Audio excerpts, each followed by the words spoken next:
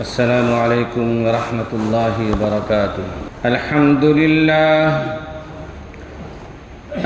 للہ نحمده ونستعینه ونستغفره ونؤمن به ونتوکل علیہ ونعوذ باللہ من شرور انفسنا ومن سیئات اعمالنا من يهده الله فلا مضل له ومن يضلله فلا هادي له ونشهد أن لا إله إلا الله وحده لا شريك له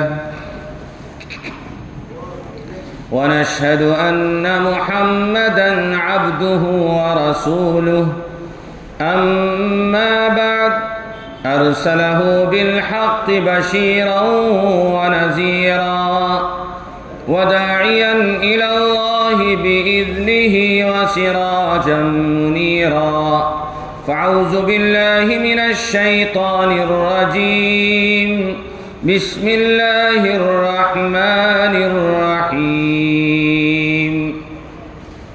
يا أيها الذين آمنوا لا تلهكم أموالكم ولا أولادكم عن ذكر الله وقال النبي صلى الله عليه وسلم أنت ومالك لأبيك أو كما قال عليه الصلاة والسلام۔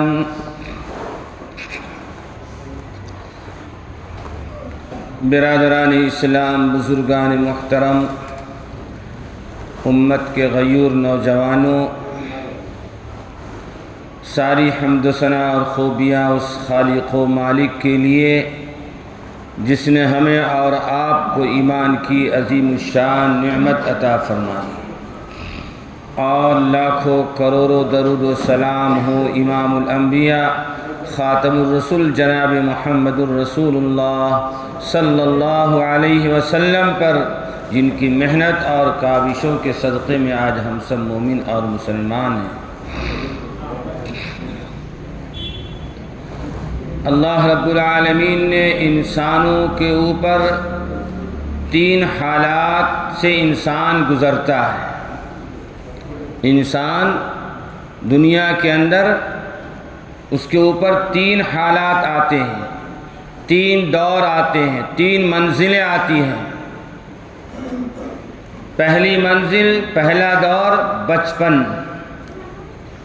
دوسرا اور تیسرا دور، دوسرا جوانی اور تیسرا بڑھاپا۔ یہ 3 دور سے، 3 منزلوں سے انسان گزرتا ہے۔ پہلا دور بچپن کا دور انسانوں کا، کس طرح ہونا چاہیے، ماں باپ اپنے بچوں کی پرورش اور تربیت کس طرز پر کرنا چاہیے، اس کی تفصیلات آپ سماعت کر چکے ہیں۔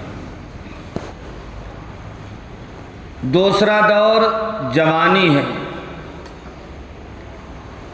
اللہ رب ذوالجلال نے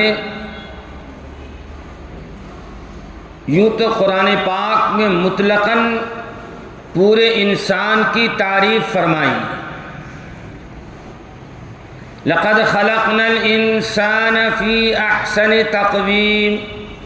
اس میں کسی جماعت کی، کسی قوم کی کسی قوم کا کوئی اس میں تمیز نہیں اور فرق نہیں ہے، مطلقاً اللہ نے فرما دیا کہ سارے انسان کو ہم نے بہترین ڈھانچے میں پیدا کیا، فی احسن تقویم۔ چنانچہ آپ نظر ڈال لیجئے کہ انسان سے خوبصورت، انسان سے اچھا دنیا میں کچھ بھی نہیں ہے۔ دنیا میں جتنی چیزیں وجود میں آئی ہیں اسباب کے درجے میں، اس میں انسان کا دخل ہے، انسان کی کوششیں ہیں، کاوشیں ہیں، انسانوں کا علم اس کے پیچھے ہے، اور علم دینے والا اللہ ہے۔ تو یوں کہنا پڑے گا کہ سارے انسانوں کو اللہ رب العزت نے بہترین ڈھانچے میں بنایا، بہترین ڈھانچے میں پیدا کیا۔ لقد خلقنا الانسان فی احسن تقویم۔ اور اس کے بعد پھر سارے انسانوں میں سے اللہ نے چنا، منتخب کیا۔ کنتم خیر امۃ اخرجت للناس تأمرون بالمعروف وتنہون عن المنکر۔ فرمایا کہ تم بہترین امت ہو جو لوگوں کی رفع رسانی کے لیے، لوگوں کے فائدے کے لیے نکالی گئی ہو اور پیدا کی گئی۔ اب ساری انسانیت میں سے اللہ نے چھانٹ لیا، چن لیا، منتخب کر لیا اور اس کے بعد عظمت کا اعلان کر دیا۔ 1,24,000 انبیاء علیہم السلام آئے۔ ساری امتوں پر سب سے زیادہ عظمت اور فضیلت والی امت محمدی جناب رسول اللہ صلی اللہ علیہ وسلم کی امت ہے، جن کی عظمت کا اعلان قرآن پاک کی آیت کر رہی ہے، کنتم خیر امت اخرجت للناس۔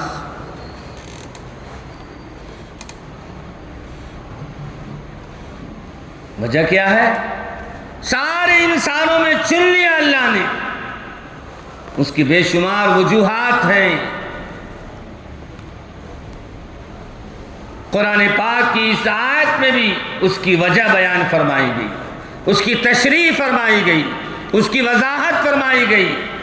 تأمرون بالمعروف، اس لیے کہ یہ قوم بھلائی کی بات کرتی ہے، خیر کی بات کرتی ہے، لوگوں کو اچھائی کی تعلیم دیتی ہے، اچھائی کا سبق اور درس دیتی ہے۔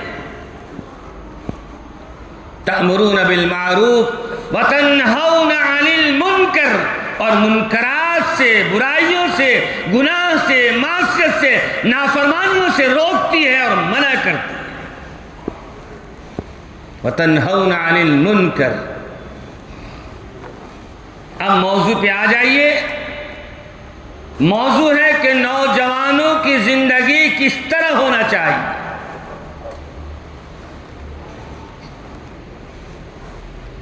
نوجوان کسے کہتے ہیں؟ عموماً بعض علماء 15 شمار کرتے ہیں جو شباب کا زمانہ ہے، اور اکثر علماء 18 سے شمار کرتے ہیں۔ کسی بچے کے بالغ ہونے کا پتہ نہ چل سکے تو 18 سال کی عمر ہونے کے بعد وہ بالغ ہر صورت میں ہو جاتا ہے۔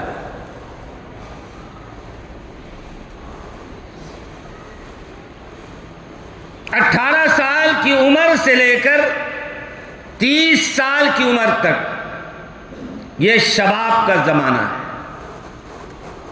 شباب، جوانی، جس میں امنگیں پیدا ہوتی ہے، جس میں جذبات پیدا ہوتے ہیں، جس میں حوصلے پیدا ہوتے ہیں۔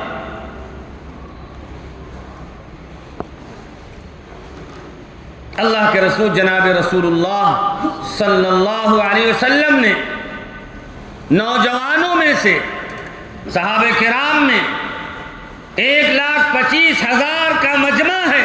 جب اللہ کے نبی صلی اللہ علیہ وسلم نے حجۃ الوداع میں آپ نے خطبہ دیا، ہزاروں کی تعداد میں نوجوان ہیں، لیکن آپ نے بشارت دیا، سید الشباب اہل الجنہ الحسن والحسین، جنت کے نوجوانوں کے سردار حضرت حسن اور حسین رضی اللہ تعالی عنہما ہوں۔ آج دنیا میں منصب کے لیے، خلافت کے لیے، عہدے کے لیے، منصب کے لیے نہ جانے لوگ کیا کیا حربیں اختیار کر رہے ہیں۔ قربان جائیے اس نوجوان پر جن کو اللہ کے نبی کی زبان سے جنت کی بشارت مل رہی ہے۔ حضرت حسن رضی اللہ تعالیٰ اپنی خلافت کو حضرت امیر معاویہ کے حوالے کر دیا، یہ کہہ کر کہ آپ اس عہدے کو قبول کیجئے، اس منصب کو آپ قبول کیجئے، ہم نہیں چاہتے ہیں کہ اسلام میں بگاڑ پیدا ہو اور اسلام میں خون ریزی پیدا ہو۔ اسلام کے لیے، اللہ کے دین کے لیے، امن و امان اور سلامتی کے لیے اپنے منصب کو، اپنی خلافت کو حضرت حسن کے سپرد کر دیا۔ وہ کیسے نوجوان تھے!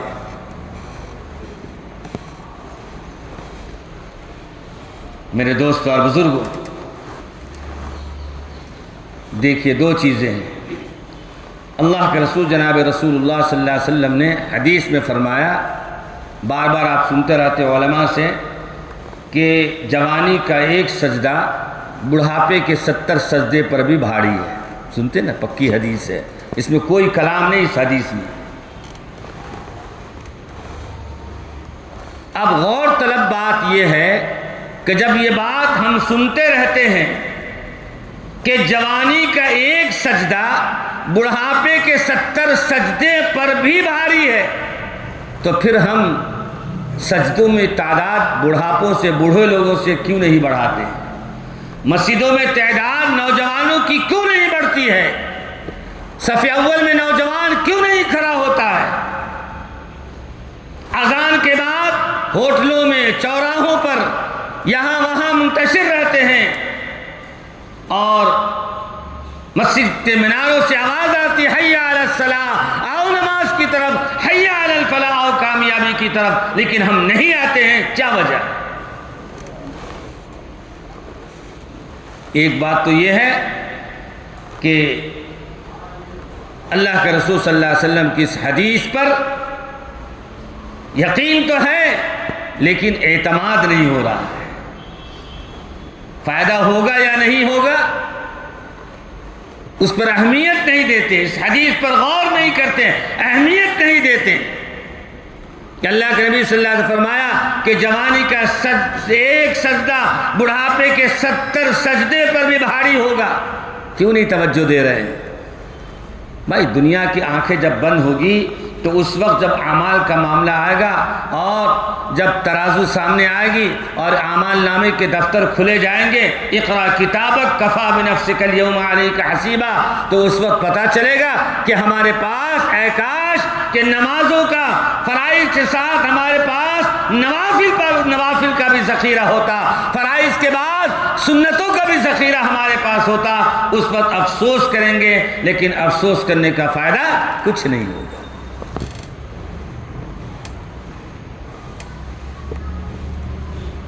اس کی دوسری وجہ یہ ہے، ایک تو یہ ہے کہ عبادات کا نفع ہمیں نفع سمجھ میں نہیں آ رہا ہے۔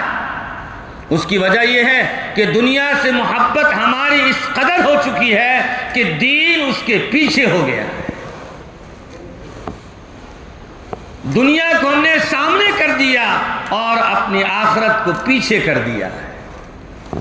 آج بھی جس کی زندگی کے اندر، جس انسان کی سوچ کے اندر، جن کے فکروں کے اندر اپنی آخرت سامنے ہے، وہ کبھی بھی کسی قیمت میں نماز کو نہیں چھوڑتے،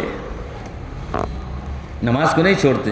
انہیں معلوم ہے کہ قیامت میں پہلا سوال ہوگا، جب من ربک ما دینک، یہ سوال کے بعد اگر نماز کا وقت ہوگا تو وہ مردہ کہے گا ہٹ جاؤ، نماز کا وقت ہوگا، مجھے نماز پڑھنا ہے۔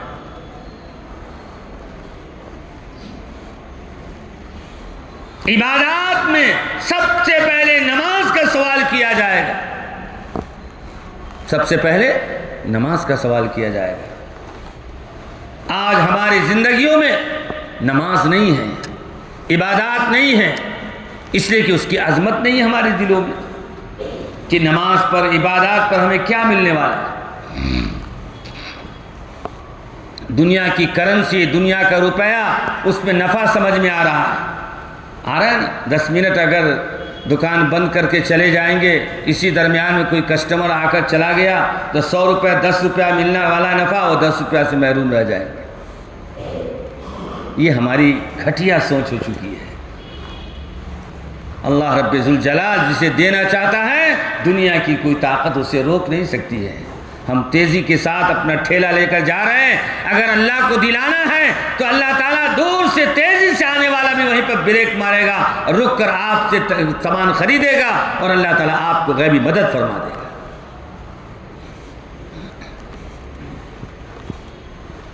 لیکن ہماری حالت یہ ہے کہ ہماری جوانی ایسے گزرتی جا رہی ہے۔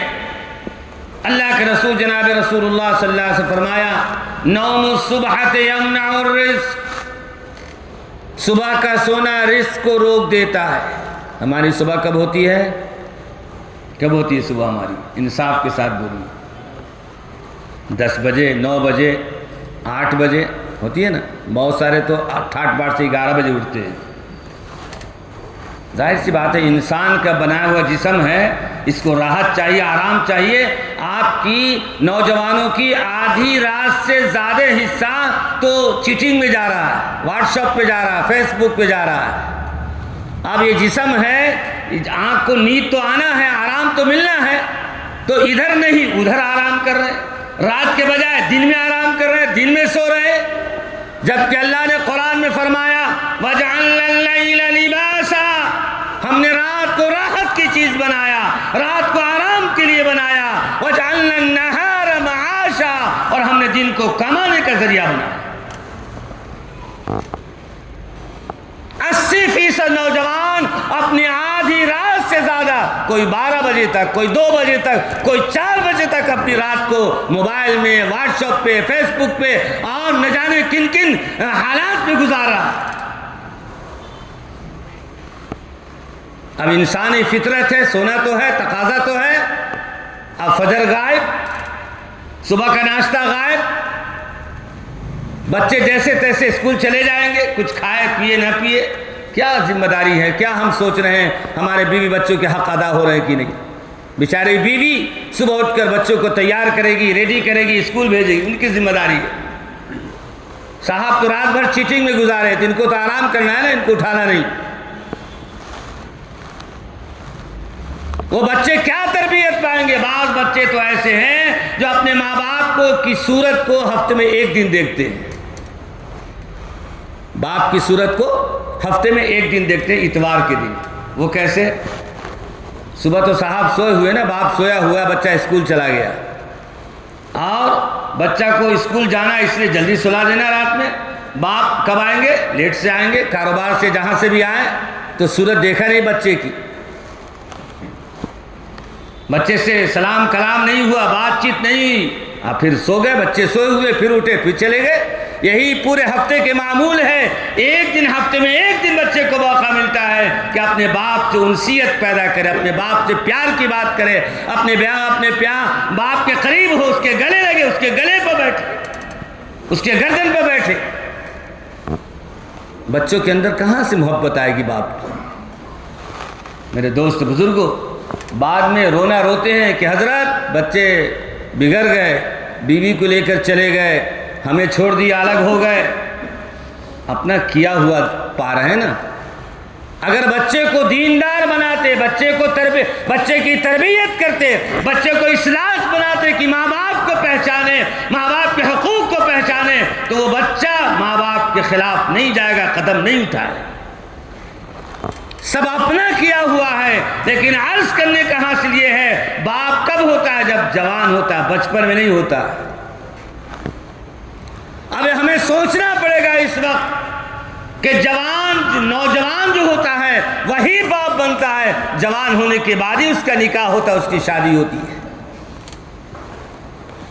تب شادی کے بعد یہ سوچ کر کہ میری شادی ہونے والی ہے، میرا نکاح ہونے والا ہے، ہمارے کاندھوں پر ذمہ داری آنے والی ہے، اس لیے اپنی ذمہ داری کو پہلے سے سمجھنا۔ اور یہ ذمہ داری اس وقت سمجھ میں آئے گی جب اللہ کے دین سے وابستہ ہوں گے، جب اللہ کے دین سے اپنا رشتہ مضبوط ہوگا، اپنا تعلق مضبوط ہوگا، معاش کی حالت اچھی ہوگی، انکم اچھی ہوگی، تو اپنے بچوں کو صحیح تعلیم بھی دے سکتے ہیں، اچھے اداروں میں پڑھا بھی سکتے ہیں۔ ورنہ ہماری قوم کی جو حالت ہے وہ سب کے سامنے ہے۔ SSLC پڑھ لیا، 50% ڈراپ، وہی ختم پڑھائی۔ اس کے بعد 2 سال اور فرسٹ سیکنڈ پڑھ لیا، اس کے بعد 25% اور ختم، اور مشکل سے گریجویٹ کر لیا، ڈگری کر لیا۔ کچھ بچے ایسے ہوتے جو ڈگری بھی کر لیتے ہیں، اور ڈگری تو الحمدللہ کر بھی لیتے ہیں، اور آگے کی پڑھائی کو نہیں سوچتے۔ کیوں؟ اس لیے کہ ہمارے پاس انکم ہی نہیں ہے۔ ہماری حالت یہ ہے میرے دوست بزرگوں، پیسہ بچانے کی کوشش کیجیے۔ اگر گھر میں 10 موبائل ہے تو ضروری نہیں کہ 10 موبائل ہی ریچارج ہونا۔ اللہ نے پیسہ دیا ہے تو اسی میں 300 کا سارے، اگر 6 موبائل ہیں تو 1800 روپے کا ریچارج کر رہے ہیں، 2000 روپے ایسے ہی جا رہے ہیں۔ حالانکہ 2 سے بھی کام چل سکتا ہے، گھر کا جو ذمہ دار ہے اس کے موبائل سے بھی کام چل سکتا ہے، لیکن یہ سوچیں گے نہیں۔ اس پیسے کو بچے کی تعلیم پر بچا کر، بچوں کی ایجوکیشن پر، تعلیم پر، اس کی تربیت پر، اور اسی طرح اس کی پوشاک پر، اچھی لباس پر خرچ کیجیے۔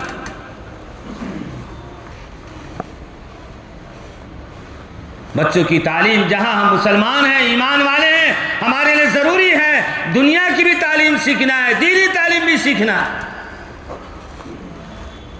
اگر آپ سے کہا جائے کہ ہم میں سے کتنے کے والد گزر گئے تو بہت سارے لوگ ہاتھ اٹھائیں گے، گزر گئے، اور پھر دوبارہ پوچھا جائے کہ ان میں سے کتنے لوگوں نے اپنے باپ کا جنازہ پڑھایا تو شاید 2-4 نکلیں گے، ہے نا بھائی؟ انصاف کی بات ہے کہ نہیں؟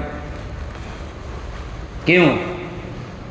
دیکھیے مسئلے کے اعتبار سے جنازہ جو ہوتا ہے، چاہے شہر کا قاضی ہو، اسلامی ملک ہے تو بادشاہ وقت ہو، بڑا سے بڑا محدث کیوں نہ ہو، لیکن جنازے میں، جنازے کی نماز کے لیے سب سے پہلا حق اولاد کا ہوتا ہے، وارث کا ہوتا ہے۔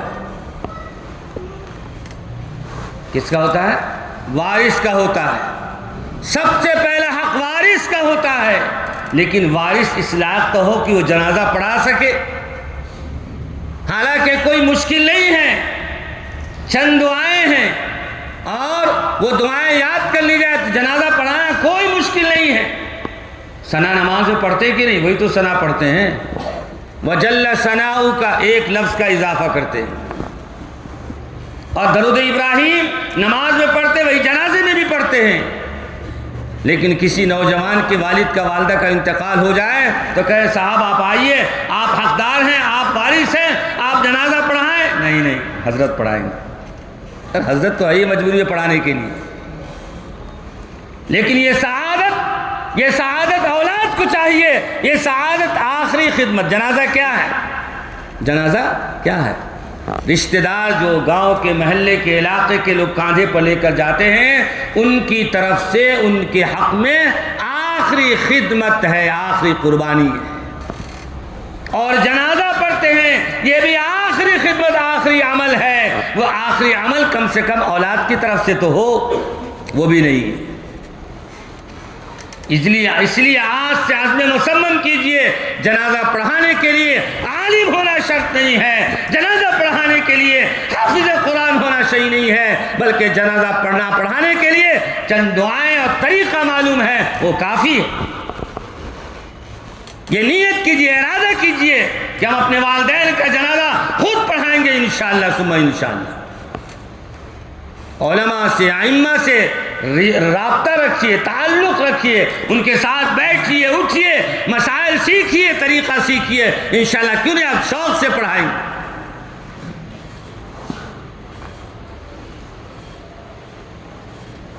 اس لیے اللہ نے قرآن پاک میں ایک جگہ ارشاد فرمایا، یا ایھا الذین آمنوا لا تلہکم اموالکم ولا اولادکم عن ذکر اللہ۔ اے ایمان والو، تم کو تمہارا مال، تمہاری اولاد ہلاک نہ کر دے، برباد نہ کر دے۔ تمہارا مال تم کو ہلاک اور برباد نہ کر دے۔ اسی لیے تم کیا کرنا؟ ہوشیاری سے رہنا۔ جیسے جوانی کی سیڑھی پر آ گئے، جوانی کے منزل پر آ گئے، شیطان تم پر مسلط ہو گیا، ہر وقت ہر آن شیطان پیچھے پڑا ہے تم کو بہکانے کے لیے، گناہوں میں ڈبانے کے لیے۔ میرے دوستو بزرگوں، اس بات کو سمجھیے کہ جس طرح انسان کے جذبات انگڑائی لیتی ہے گناہوں کی طرف اور غیر محرم کو دیکھنے کی طرف، برائی کی طرف قدم بڑھنے کے لیے، ہماری جوانی ان برائیوں کے بجائے اگر ہماری جوانی سجدے پر آ جائے، ہماری جوانی رکوع میں آ جائے، ہماری جوانی قیام میں آ جائے، اگر قیام میں آئے گی تو قرآن کی تلاوت سے ہی ہو، رکوع میں آگے تو اطمینان اور وقار کے ساتھ رکوع کریں گے اور سجدے اطمینان اور وقار کے ساتھ کریں گے۔ وہ نوجوان جو اپنے محلے اور علاقے میں اپنے اوقات کو ضائع کرتا ہے، یہاں وہاں گزارتا ہے، روڈ پر، راستے پر، گاڑیوں پر بیٹھ کر، چوراہوں پر بیٹھ کر، باقاعدہ گروپ بنا کر بیٹھ کر جانے والے کو چھیڑ چھاڑ کرتے ہیں، اگر نہیں چھیڑ چھاڑ کرتے ہیں تو بدنظری کرتے ہیں، حیا شرم بھی نہیں آتی کہ ہمارے معاشرے کی بچیاں ہیں، ہمارے معاشرے کی بیٹیاں ہیں، ہمارے معاشرے کی ماں ہیں۔ کیوں؟ اس لیے کہ ایمانی غیرت ختم ہو چکی ہے، ایمانی غیرت ختم ہو چکی ہے۔ عائشہ صدیقہ رضی اللہ تعالی عنہ تشریف فرما ہے، ایک صحابی رسول آئے، نابینا ہے، حضرت عبداللہ بن مکتوم رضی اللہ تعالی نابینا ہے، آ رہے ہیں، حضرت عائشہ رضی اللہ تعالی عنہ سے اللہ کے نبی فرمایا کہ پردہ کرو، تو حضرت عائشہ فرماتے ہیں اللہ کے نبی وہ تو اندھے ہیں، نابینا دیکھ کہاں رہے مجھے؟ تو اللہ کے نبی صلی اللہ علیہ وسلم فرمایا کہ عائشہ تم تو دیکھ رہی ہو، معلوم یہ ہوا کہ جانبین سے پردہ ہے، مردوں کو چاہیے اپنی نگاہ کی حفاظت کر اپنی نگاہ پر پردہ ڈالے، اور عورتوں کو چاہیے وہ بھی غیر محرم کو دیکھنے سے اجتناب کرے، اپنے آپ کو بچائے۔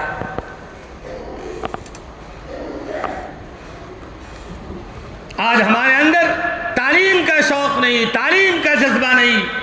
ایک نوجوان کو چاہیے ایسی تعلیم حاصل کرے کہ اپنے خاندان کا، اپنے معاشرے کا، اپنے پورے ملک کا نام پیدا کرے۔ APJ ابوالکلام کا نام سنے نا جی، ہمارے ملک کے صدر بنے، میزائل بنائے، لیکن ان کی سیرت میں لکھا ہے، سوانح عمری میں لکھا ہے کہ جب کتابوں کے لیے پیسے کم پڑ جاتے تھے، مشکل ہو جاتے تھے، اور مالدار کی اولاد نہیں تھے، مشکل وقت میں حیدرآباد کی سرزمین پر اخبار بیچتے تھے۔ کیا بیچتے تھے؟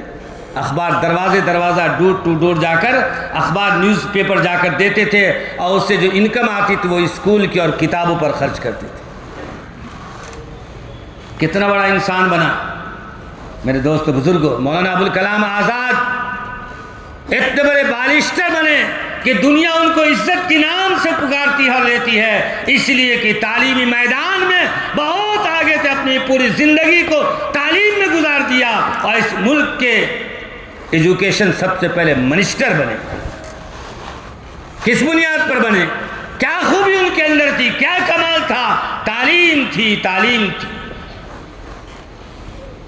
بڑے بڑے ادارے بنائے، بڑے بڑی لائبریریاں بنائی، اور بچوں کو شوق اور ذوق دلایا، ایک بہت بڑی جماعت کو تعلیم سے جوڑنے کی کوشش کیا۔ آج ہمارا نوجوان تعلیم سے کوسوں دور ہوتے جا رہے ہیں۔ کیوں؟ اپنی جوانی کی قدر نہیں کر رہے ہیں۔ نتیجہ کیا ہوتا ہے؟ جوانی شراب میں اور کن کن چیزوں میں ہماری گزر رہی ہے، ہماری نظروں کے سامنے۔ میرے دوست بزرگوں، ایک مسلمان ذرا ٹھہر کر، رک کر نوجوان سوچے کہ میری یہ زبان ہے، اس زبان پر میرے اس ہاتھ میں نے قرآن لیا ہے۔ کیا لیا ہے؟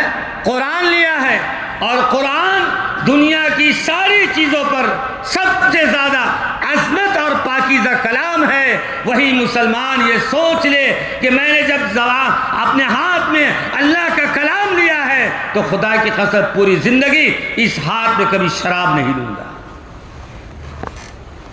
جس زبان پر اللہ کا پاکیزہ نام لیا ہے، جس اللہ رب العزت نے ہمارے لیے ایمان والوں کے لیے جنت کی بشارتیں دی ہے، جنت کے باغ و بہار بنائے ہیں، جس زبان سے محمد عربی صلی اللہ علیہ وسلم کا نام مبارک لیا ہے، اس زبان پر شراب کے ناپاک قطرے آئے، یہ مسلمانوں کی شان نہیں، یہ نوجوانوں کی شان نہیں، یہ اوروں کا کام ہے، مسلمانوں کا کام نہیں۔ یہ سوچ کر بھی کم سے کم شراب سے، ڈرگ سے، ان چیزوں سے اپنے آپ کو بچائیے، پیسہ بھی بچے گا، صحت بھی بچے گی، عزت بھی بچے گی۔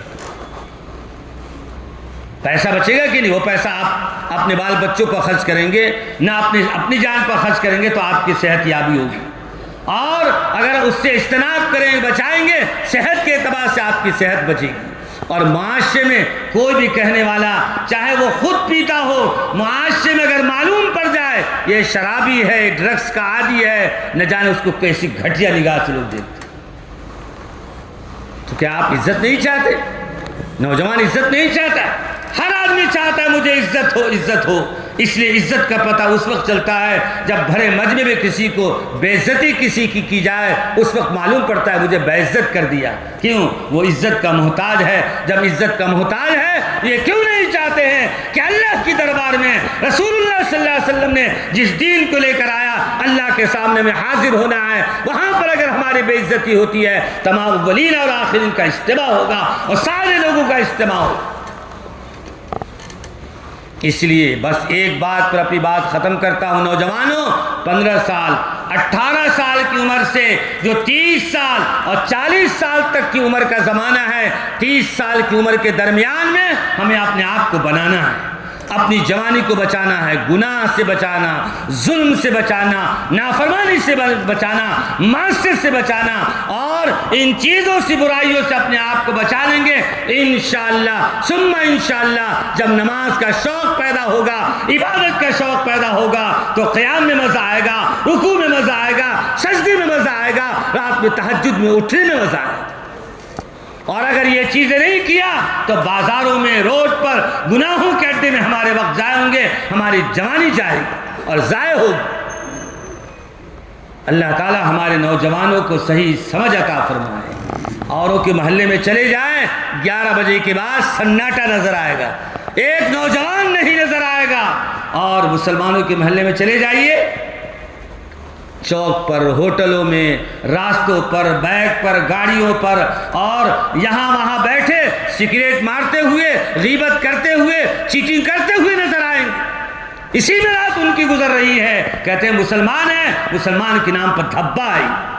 مسلمان تو وہ ہے جو نبی کے فرمان پر عمل کرتا ہے۔ نبی نے فرمایا عشاء کی نماز کے بعد جلدی سونے کے عادی کرو، جلدی سو جاؤ۔ زمانے جاہلیت میں لوگ قصے کہانی کہتے تھے، رات بتاتے تھے، اللہ کے نبی نے فرمایا خبردار خبردار، رات اس میں نہیں گزارو، وَجَعَلْنَا اللَّيْلَ لِبَاسًا، اللہ نے رات کو راحت کے لیے، آرام کے لیے بنایا ہے، چلو کھا کر فوراً آرام کرو، اس سے کہ فجر کی نماز تم کو پڑھنا ہے۔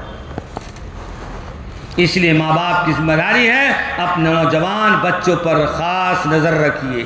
اور میں ہمیشہ کہتا ہوں کہ بیڈ روم بچے بند کر لیتے ہیں، ہمارے بچوں کے مزاج معلوم ہے، اگر بچوں پر پورا بھروسہ ہے الحمدللہ، اگر معلوم ہے کہ بچے ہمارے، ان کے مزاج ایسے، ان کا ذہن ایسا ہے، رہی کہ رات کہیں اور گزارتے ہیں، رات بھر جاگیں گے تو اسکول میں کیا پڑھیں گے؟ ٹیچر پڑھائیں گے۔ آج شکایت آتی ہے جب بچہ سوئے گا نہیں تو اس کے بھیجے دماغ میں بات آئے گی بھی نہیں، سن لے گا، فوراً سمجھ میں آئے گا، پھر فوراً نکل جائے گا۔ کیوں؟ اندر سے پریشانی ہے، دماغ کو سکون نہیں ہے۔ اور جب رات میں سوئے گا آرام سے تو دن میں جو سبق پڑھے گا اور پڑھایا جائے گا، اس کے دماغ، اس کے بھیجے میں بات آئے گی۔ اس لیے اپنے بچوں کے موبائل کو، سب کو ماں باپ کی ذمہ داری ہے، اپنے پاس رات میں رکھ لیجئے اور کہیے فوراً سو جا۔ یہ تھوڑی توجہ کی ضرورت ہے، تھوڑی نگاہ ڈالنے کی ضرورت ہے۔ انشاءاللہ ہمارے بچے اگر نوجوان اچھے ہو جائیں گے تو بڑھاپے میں ماں باپ کو چین اور سکون اور راحت ملے گی، دنیا میں بھی اور آخرت میں بھی۔ وآخر دعوانا ان الحمدللہ رب العالمین۔